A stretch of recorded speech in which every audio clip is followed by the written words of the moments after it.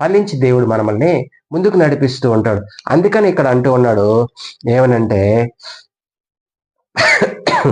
మీ ప్రయాసము ప్రభువునందు వ్యర్థము కాదని ఎరిగి మీరు ఎంత ప్రయాసపడితే, ఎంత శ్రమ పడితే, దేవుని కొరకు ఎన్ని ఆత్మలు రక్షిస్తే, ఎంత దేవునిలో నువ్వు నిలబడి ఉంటే అంత నువ్వేమవుతావు, ఎదుగుతావు, అంత నువ్వు ఫలిస్తావు. అందుకని ఇక్కడ అంటూ ఉన్నాడు అపోస్తలుడైన పౌలు కొరింథీయులకు రాసిన సంఘములకు ఏమంటూ ఉన్నాడు అంటే, మీరు స్థిరులను కదలని వారును ప్రభు కార్యాభివృద్ధి యందు ఎప్పటికీ ఆసక్తులై ఉండు. ఈ కార్యాభివృద్ధి అందు ఏమై ఉండాలి? ఆసక్తి కలిగి ఉండాలి. మనం చూడండి, మన ఆశ కొన్ని విషయాల్లో మనం ఆశ కలిగి ఉంటాం, కానీ దేవుని విషయంలో దూరం ఉంటాం. కానీ దేవుని సత్యమునందు మనం ఏం కలిగి ఉండాలని అంటే ఆశ కలిగి ఉండాలి. ఆశ కలిగి ఉంటే ఖచ్చితంగా మనం ఎప్పటికైనా ఆసక్తులై ఉంటాము. ఎప్పటికైనా దేవుని విషయంలో స్థిరంగా కలిగి ఉంటాం. చూడండి, చాలా మంది కొంతమంది దేవుళ్ళకి వస్తూ ఉంటారు, మరీ లోకంలోకి వెళ్ళిపోతూ ఉంటారు. సినిమాలు చూస్తారు, సీరియల్ చూస్తారు, అన్ని చూస్తారు, మళ్ళీ దేవుని దగ్గరకు వస్తారు. తాగుతారు, తింటారు, అన్ని చేస్తారు, మళ్ళీ దేవుని దగ్గరకు వస్తారు, మళ్ళీ వెనక్కి వెళ్ళిపోతూ ఉంటారు. అలా కాదు, ఇక్కడ అంటూ ఉన్నాడు, సహోదరులారా మీ ప్రయాసము ప్రభువునందు వ్యర్థము కాదని ఎరిగి మీరు స్థిరులను కదలని వారును కార్యాభివృద్ధి అందు ఏమని ఎప్పటికీ ఆసక్తులై ఉండాలి, ఆసక్తి కలిగి ఉండాలి.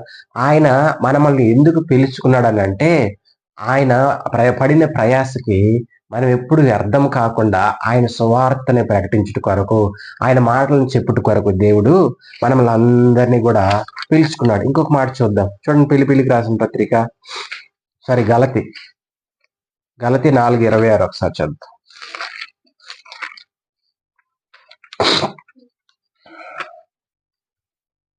చూడండి, అయితే పైనున్న యెరూషలేము స్వతంత్రముగా ఉన్నది, అది మనకు తల్లి. హల్లెలూయా. పైనున్న యెరూషలేము ఏంటంట? అది స్వతంత్రముగా ఉంది. పరలోకము మనకేమైంది? మనం స్వతంత్రించుకోబోతున్నాం. ఒకానొక దినమున దేవుడు మళ్ళీ రాబోతూ ఉన్నాడు. ఆయన వచ్చినప్పుడు మనము ఆయనలో స్థిరులై ఉన్నప్పుడు, ఆయనలో నిలకడగలిగి ఉన్నప్పుడు, ఆయన కార్యాభివృద్ధి మనం జరిగించినప్పుడు ఖచ్చితంగా మనము పరలోకంలో ఉన్న యెరూషలేము మనకి ఏమై ఉన్నదంట? తల్లి ఉన్నదని చెప్తున్నాడు. హల్లెలూయా.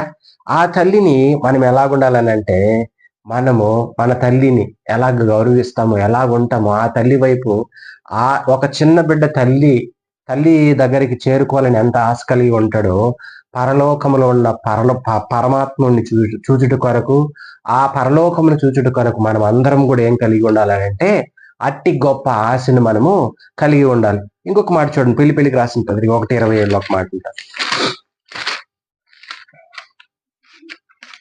27. నేను వచ్చి మిమ్మును చూచినను రాకపోయినను మీరు ఏ విషయములోను ఎదిరించు వారికి బెదరక అందరూ ఒకే భావముతో సువార్త విషయము పక్షమున పోరాడుచు ఏక మనసు గలవారై నిలిచి ఉన్నారని నేను మిమ్మును గూర్చి వినులాగా మీరు క్రీస్తు సువార్తకు తగినట్లు ప్రవర్తించుడి. హల్లెలూయా.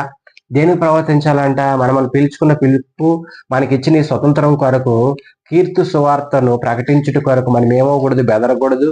మనల్ని ఎవరన్నా హింసించినా, మనల్ని ఎవరన్నా అనేక రకాలుగా మన పైన నిందలు మోపినా కూడా సరే, మనం ఏం చేయకూడదు అంటే వెనకకు తిరిగి చూడకూడదు. హల్లెలూయా. అందుకే అంటూ ఉన్నాడు, ఒరే బాబు, మిమ్మల్ని అనేక మంది ఏం చేస్తారు? మీరు వాక్యం చెప్తూ ఉన్నప్పుడు మిమ్మల్ని వ్యతిరేకిస్తారు, మిమ్మల్ని అనేక రకాలుగా బాధలు పెడుతూ ఉంటారు.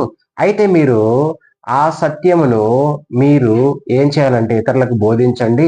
ఆ సువార్తని జరిగించేటప్పుడు మీకు అనేక సమస్యలు ఎదురుపడతాయి.